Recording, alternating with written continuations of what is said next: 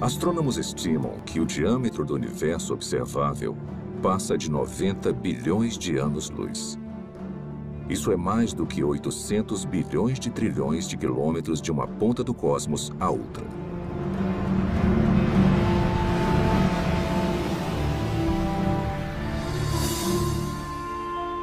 O universo contém pelo menos 170 bilhões de galáxias, com tantas estrelas e planetas que superam em número a quantidade de grãos de areia em todas as praias do mundo.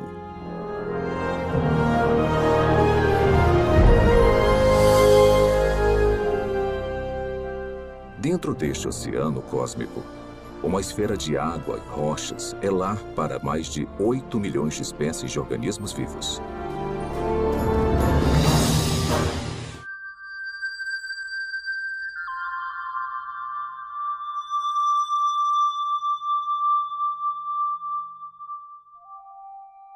Sendo os habitantes humanos da Terra, é fácil subestimarmos a vida. Na verdade, somos mimados por uma abundância.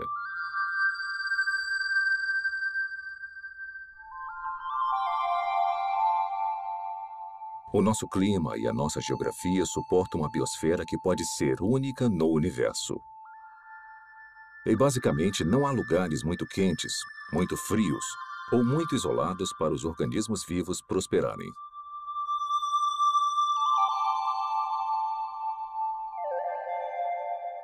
Dentre essa diversidade espetacular, talvez o maior desafio já encarado pela ciência ecoe de todo inseto, sequoia e baleia.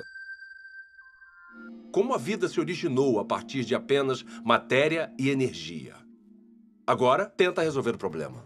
Como construir uma célula?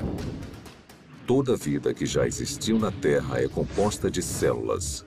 E os indícios para sua origem estão entrelaçados em uma rede de máquinas moleculares.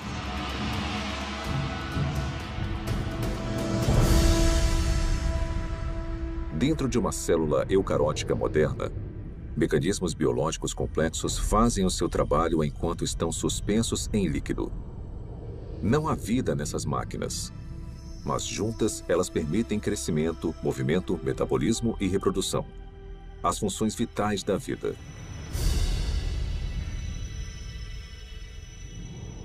Cada componente dessa fábrica celular é feito de grandes moléculas compostas.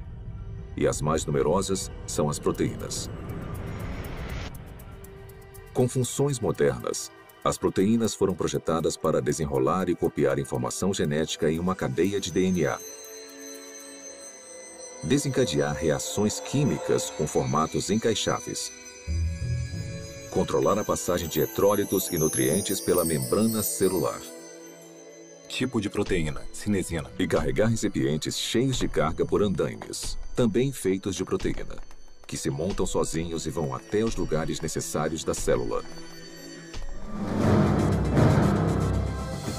Ampliado 500 mil vezes, um glóbulo vermelho contém 280 milhões de proteínas hemoglobinas, cada uma com a função de carregar oxigênio. Isolando uma delas, descobrimos que cada proteína é feita de centenas de moléculas menores chamadas aminoácidos. São encontrados 20 tipos diferentes de aminoácidos em organismos vivos. A estrutura química distinta de cada molécula permite a formação de mais de 100 mil tipos diferentes de proteínas. A construção começa quando aminoácidos selecionados são organizados em uma cadeia. É um processo que costuma ser comparado à organização de letras do alfabeto em palavras e frases com significado. Se esses componentes tiverem a sequência correta, a cadeia se dobra em uma proteína pronta para cumprir a sua função dentro da célula.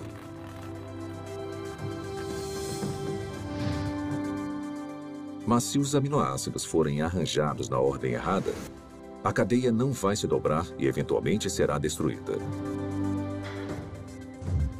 A célula viva mais simples contém pelo menos 300 tipos diferentes de proteínas e o mecanismo biológico necessário para crescer, se reproduzir, converter energia, guardar e processar informação genética e proteger os seus conteúdos do mundo externo. Componentes e funções similares também seriam necessários na primeira célula viva. Agora vamos aplicar essa química básica a uma teoria familiar para a origem da vida. Os cientistas especulam há muito tempo sobre oceanos primordiais cheios de aminoácidos que flutuavam como carrinhos de bate-bate. Talvez algumas dessas colisões aleatórias tenham produzido uma cadeia longa o suficiente para se dobrar em uma proteína. Depois, mais aminoácidos se juntaram a mais cadeias que se dobraram em ainda mais proteínas. Simultaneamente, outras moléculas complexas, incluindo ácidos nucleicos, gorduras e açúcares, também se juntaram para formar componentes essenciais. Então, sem previdência ou direção, a combinação certa de moléculas se juntou de alguma forma nessa sopa química para formar uma membrana que envolvia todas as máquinas específicas necessárias para uma célula autorreplicante. E pronto! Vida a partir de uma matéria não viva. Tudo parece tão plausível. O problema é que, na Terra primitiva, a complexidade interna necessária para sobreviver seria enorme. Porque a vida, como a conhecemos, é caracterizada por máquinas celulares e muitas delas. E se você tirar esse hardware essencial, a célula deixa de existir. Porque chega um momento em que ela não consegue se simplificar mais e ainda existir. Uma simplificação maior seria a morte. Costumamos ouvir críticas como: você não pode projetar a biologia celular moderna no passado. Porque o que quer que tenha sido a primeira célula, ela era mais simples do que o que vemos hoje. Tudo bem, eu posso entender isso como uma premissa. Descreva então a primeira célula. Membrana celular. Para ser a célula viva, você precisa de uma barreira, uma membrana que a proteja do resto do ambiente. Essa membrana precisa permitir seletivamente a passagem de nutrientes específicos e matérias-primas necessários para combustível e energia. Você também vai guardar grandes quantidades de informação genética em cadeias de espiral de DNA. Essas instruções detalhadas para a vida são copiadas com uma precisão notável. Então, em fábricas chamadas ribossomos, essa informação é convertida em cadeias de aminoácidos e proteínas. Replicação celular. Por fim, você vai estar equipado com tudo o que precisa para reproduzir as gerações futuras de células. Essas funções básicas são realizadas por todos os seres vivos. São, de certa forma, características do que significa estar vivo. Então, seja uma célula do passado, uma célula bem simples, ou uma célula mais complicada de hoje em dia, não faz diferença, ela vai precisar realizar essas funções. Grande parte dos químicos acredita, assim como eu, que a vida surgiu espontaneamente, a partir da mistura de moléculas na Terra prebiótica. Como? Eu nem imagino. George Whitesides, químico, Universidade Harvard. Apesar dos assombrosos obstáculos, a noção de que componentes químicos básicos se organizaram para formar uma célula viva é sugerida no mínimo 150 anos. Em 1871, Charles Darwin escreveu uma carta na qual descreveu um pequeno lago morno com todos os componentes químicos certos para criar a vida. Meio século depois, o bioquímico russo Alexander Oparin expandiu as ideias de Darwin. Em seu livro A Origem da Vida, ele teorizou sobre uma sopa primordial e uma progressão gradual de uma química simples até uma célula viva. Então, em 1952, essa hipótese foi testada. Stanley Miller, um aluno de pós-graduação da Universidade de Chicago, tentou determinar se uma química simples poderia produzir componentes reais de vida. O jovem cientista construiu um equipamento de vidro para simular o ciclo de água antigo. e o encheu com uma mistura de gases que supostamente compunham a atmosfera da Terra primitiva. Miller aqueceu os componentes e atingiu os gases com descargas elétricas. Faíscas elétricas para desencadear uma reação. Poucos dias depois, um lodo parecido com piche se formou no vidro. Nele, Miller identificou 4 dos 20 aminoácidos encontrados em proteínas. Pela primeira vez, sob condições supostamente naturais, moléculas cruciais para a vida foram geradas a partir de matéria e energia. Houve muito alvoroço quando o experimento de Miller foi publicado pela primeira vez, porque parecia ser fácil conseguir os componentes dos seres vivos. E se era fácil conseguir os componentes, talvez não fosse tão difícil transformar esses componentes químicos nas primeiras células vivas. Apesar de sua premissa ser inovadora, o experimento de Stanley Miller logo foi considerado muito falho, pois ele não havia usado os gases corretos, negligenciando o nitrogênio, o dióxido de carbono e o oxigênio, que teriam destruído as moléculas necessárias para a vida na Terra primitiva. Mas apesar dos erros, o trabalho de Miller inspirou outras tentativas de recriar as condições pré-bióticas. Hoje, após décadas de investigações, a esperança de se encontrar uma solução de forma simples e clara já não existe mais. Mesmo assim, as pesquisas sobre a origem da vida continuam por todo o mundo. Sua hipótese essencial de que as células vivas surgiram através da química natural agora é conhecida como evolução química. A evolução química vem com muita bagagem. E se você for levá-la a sério como uma explicação para a origem da vida, com certeza você também precisa levar a sério certas propriedades fundamentais da biologia.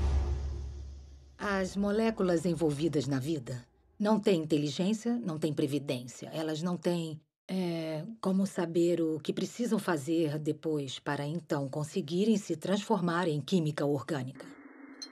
Se eu colocar aminoácidos em um tubo de ensaio no meu laboratório, mesmo se eu esquentar e misturar muito bem, e fizer isso por 100 anos, 1000 anos, 10.000 anos ou 1 milhão de anos, nada aconteceria. Aminoácidos, nucleotídeos, lipídios. Sozinhos, eles não representam a vida. São inertes. Não se reproduzem, não guardam informações. De certa forma, são ingênuos. Eles não acordaram um dia e falaram: "Ei, vamos nos juntar e construir uma célula que consiga se replicar." Isso não aconteceu. A química por si só é indiferente ao fato de algo estar vivo ou morto. A seleção natural não funciona para criar a primeira célula porque a seleção natural não consegue operar em nada a não ser que tenha alguma forma de herdar e monitorar mudanças e de escolher o melhor sobrevivente para avançar. Para ter alguma seleção, são necessárias células. Então, se você quer explicar a origem das células, você não pode usar a seleção. Porque a seleção exige a existência da mesma coisa que você está tentando explicar. A auto-organização é a ideia de que os componentes químicos podem se organizar sozinhos de forma a se transformarem em objetos ricos em informações e com um propósito. As moléculas e os átomos podem se auto-organizar em um certo sentido. O sal seria um exemplo. No sal, tem íons de sódio e de cloreto. E eles interagem uns com os outros porque têm cargas positivas e negativas. Então, essa afinidade natural leva à formação de cloreto de sódio, cloreto de sódio, cloreto de sódio, que pode se compactar de uma forma estereotipada para criar um cristal. Os cristais de sal são a mesma coisa, repetida várias e várias vezes. Se um cristal de sal fosse um livro, seria um livro com uma palavra só. Geometrias com repetições regulares como essa não carregam um tipo certo de informação. Informação que você precisaria para criar uma proteína. A sequência que vemos em uma proteína é altamente irregular. Não tem como prever qual vai ser o próximo aminoácido com base nos que já apareceram. Então, a auto-organização que nós observamos no mundo natural é o tipo de processo errado para a construção das estruturas ricas em informações dos seres vivos. Quando você elimina a seleção natural e a auto-organização e percebe que as moléculas não têm a habilidade de pensar ou se programar de forma alguma, o acaso volta à questão. E os cientistas odeiam o acaso como explicação para a origem da vida. Acaso? Por que o acaso é uma opção tão insatisfatória? Se chama probabilidade matemática. De forma bem simplificada, é assim que a teoria funciona. Quando você atira uma moeda e escolhe cara, a probabilidade de você acertar é de 50%, ou uma probabilidade de 1 sobre 2. Se atirar 2 moedas, a probabilidade de tirar cara 2 vezes simultâneas é de 1 sobre 4. 3 moedas e 3 caras em uma única tentativa? 1 sobre 8. Sempre que adicionamos mais uma moeda, a probabilidade de sucesso, nesse caso, tirar só cara na mesma jogada, é reduzida exponencialmente por um múltiplo de 2. Então, se 10 moedas forem atiradas, a probabilidade de tirar cara 10 vezes é de 1 sobre 2 elevado à 10ª potência ou menos de uma chance a cada 1000.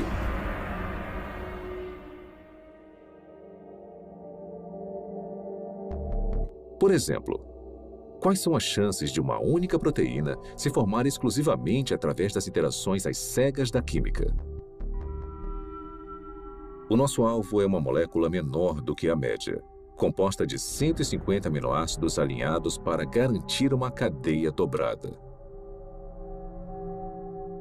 Os pesquisadores calcularam que, na Terra Antiga, a probabilidade de sucesso era de 1 sobre 10 elevado à 164ª potência. Ou seja, uma cadeia de proteína corretamente sequenciada a cada 100 milhões de trilhões de trilhões de trilhões de trilhões de trilhões de trilhões de trilhões de trilhões de trilhões de trilhões de trilhões de trilhões de trilhões de tentativas fracassadas. Mas apesar dessa grande improbabilidade, alguns teóricos argumentam que, com tempo suficiente, qualquer coisa é possível. Está bem? Vamos tentar a validade dessa opinião. Vamos começar estabelecendo um ambiente ideal para a evolução química. Um mundo imaginário que dará ao acaso toda a oportunidade de sucesso. Primeiro, vamos lotar os oceanos de aminoácidos. Ou seja, todos os átomos na Terra, incluindo todo o suprimento de carbono, nitrogênio, oxigênio, hidrogênio e enxofre, estão disponíveis para formar 10 elevado à 41ª potência de conjuntos completos dos 20 tipos de aminoácidos usados na criação de proteínas. Depois vamos alterar as leis da natureza para proteger esses componentes dos raios de luz ultravioleta destruidores e da contaminação química na sopa primordial. Agora vamos deixar a química agir para ver o que acontece.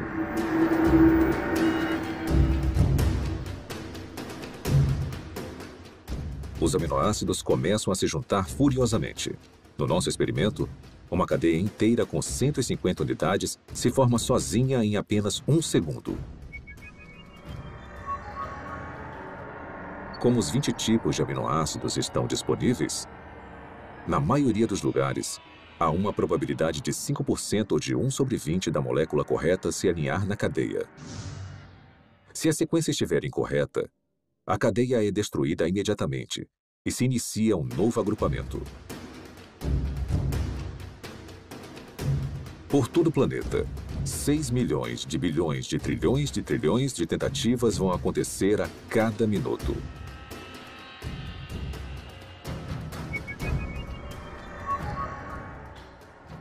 Ou seja, em 4,6 bilhões de anos, a idade mais antiga estimada da Terra, o número de cadeias que não se dobram vai passar de 10 elevado à 58ª potência. É uma quantidade espantosa, mas não chega nem perto de 10 elevado à 164ª potência. Aproximadamente as tentativas necessárias para se criar uma proteína de 150 aminoácidos por acaso. Suponhamos que, contra todas as probabilidades, a evolução química tenha produzido uma única proteína funcional. Haveria vida? Não. Haveria uma proteína. Um arranjo sem vida de aminoácidos. A célula viva mais simples que conhecemos tem mais de 300 proteínas diferentes. Mas as proteínas são só uma parte da história quando pensamos em uma célula de verdade. Lembre-se, são necessários carboidratos, açúcares complexos, ácidos nucleicos, DNA e RNA, lipídios e uma grande variedade de compostos químicos diferentes que vão constituir conjuntamente a vida. Todos esses componentes precisam ser reunidos no mesmo microambiente, no mesmo momento. Tudo tem que acontecer na mesma hora. Não pode acontecer uma parte por vez, porque tudo trabalha junto em um loop causal. O mais alto nível de organização transcende as partes. A organização espacial na célula exige que as moléculas estejam no lugar certo na hora certa. O DNA é copiado para o RNA. A polimerase que faz a cópia precisa encontrar o lugar certo no DNA para começar a copiar. O RNA precisa se ligar de alguma forma aos ribossomos, que precisam estar em um lugar específico, e então as proteínas criadas precisam ir a um outro lugar específico. Isto é muita coisa para ser explicada pelo acaso. A probabilidade de eles estarem no mesmo espaço ao mesmo tempo se torna mais do que inimaginável. E a probabilidade deles estarem cercados por uma membrana, assim como uma célula, é basicamente impossível. Tirando o acaso da questão, a busca por uma explicação materialista viável seguiu em várias direções. O mundo de RNA é a ideia de que é possível juntar nucleotídeos suficientes para criar uma cadeia longo o suficiente para se autocopiar e, depois de se copiar, fazer a mesma coisa novamente. Os pesquisadores da origem da vida supõem que a primeira vida era composta de nada além de RNA e podia, de alguma forma, criar um mundo mais complexo, onde há proteína e DNA. Ninguém sabe como isso aconteceria. Desde a apresentação do mundo de RNA, a aceitação da teoria aumentou, apesar das várias limitações, inclusive a durabilidade da molécula. Se você apenas olhar para uma molécula de RNA, ela parece se desintegrar. Trabalhar com RNA é extremamente difícil, porque ele é muito delicado. Ele foi criado para ser um depósito temporário de informação.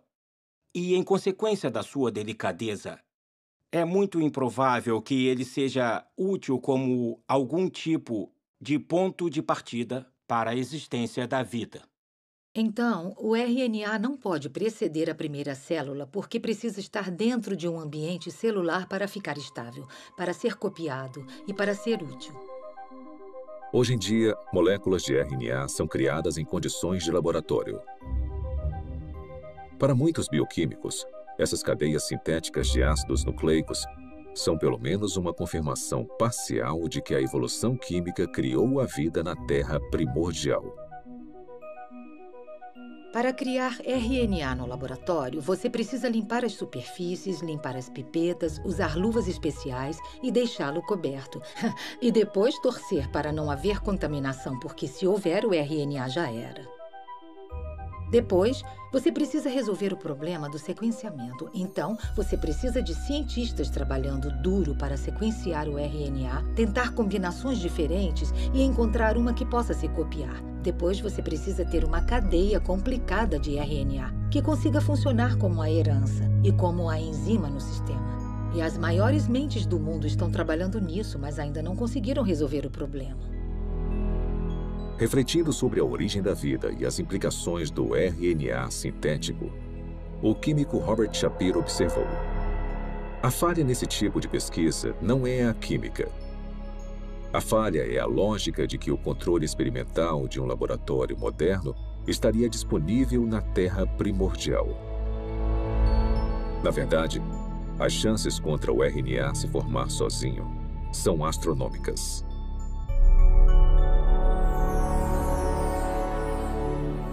Criar RNA em um laboratório exige muita inteligência e premeditação, e planejamento e execução cuidadosos. Então, conseguir a sequência certa. Sem consciência, sem intenção, não vai acontecer. A probabilidade da evolução química é ainda mais enfraquecida pela composição da sopa primordial. Se a sopa primordial tiver existido, ela teria sido um grande caos quimicamente. Há vários tipos de reações cruzadas opostas que teriam acontecido na Terra primordial e que interfeririam com a química que você deseja. Ou seja, moléculas que não são utilizadas pelos seres vivos e que são prejudiciais aos seres vivos. As condições na Terra primordial eram hostis à vida, eram hostis à formação dos tipos de ligações necessárias para criar moléculas biológicas. E foi aí que surgiu um grande problema. Porque a água quebra as ligações que prendem as proteínas. A água quebra as ligações que prendem os ácidos nucleicos, como o DNA. A água quebra as ligações que prendem polissacarídeos, como amido e celulose. Então, a origem da vida não pode ter acontecido na água.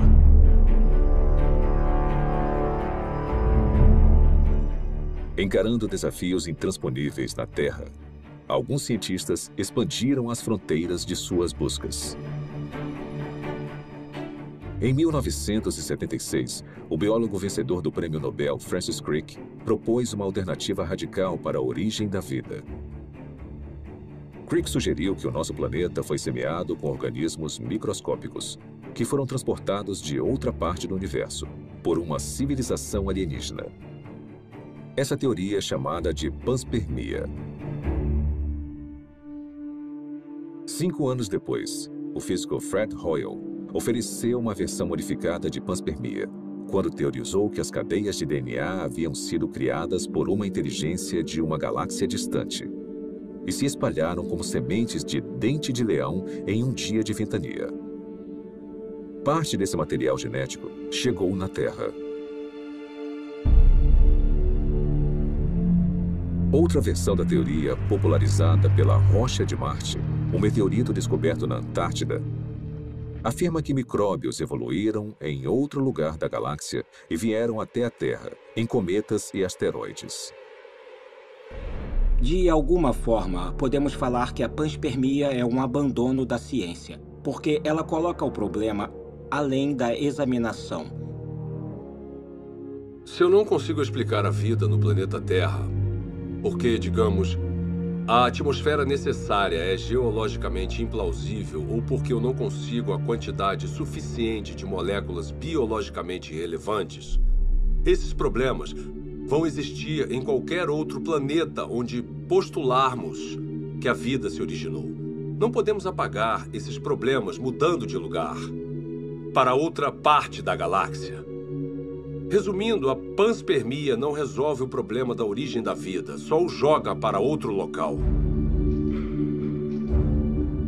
As falhas da panspermia levaram alguns pesquisadores a uma teoria que vai além da astronomia convencional: o multiverso. De acordo com essa hipótese, o nosso universo não é único. Em vez disso, bilhões ou trilhões de universos foram gerados por um processo natural desconhecido. E conforme as oportunidades aumentaram exponencialmente, as chances impossíveis se tornaram prováveis. Até que, inevitavelmente, com o tempo, a combinação certa de matérias-primas, ambiente, leis da natureza e uma grande dose de sorte produziram as moléculas e máquinas biológicas necessárias para a primeira célula viva. Em outras palavras, em um vasto e teórico oceano de universos, alguém tinha que ganhar a loteria cósmica, e fomos nós. Quando eu leio algum livro sobre a origem da vida que considera alguma proposta para a formação, como digamos, de RNA ou proteínas, e até o autor admite que é quimicamente implausível, eu me pergunto como ele se meteu nesse pepino. Propor um caminho implausível para uma coisa que, para o mundo todo, parece ser planejada. Será que o materialismo científico é provavelmente falso?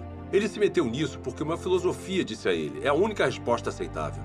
E nesse impasse, eu quero falar ao autor, olha, você sabe que é implausível, eu sei que é implausível. O motivo de ter chegado até aqui, parado na beira desse penhasco que cai na implausibilidade, é porque bem lá atrás, você decidiu que só uma explicação materialista faria sentido.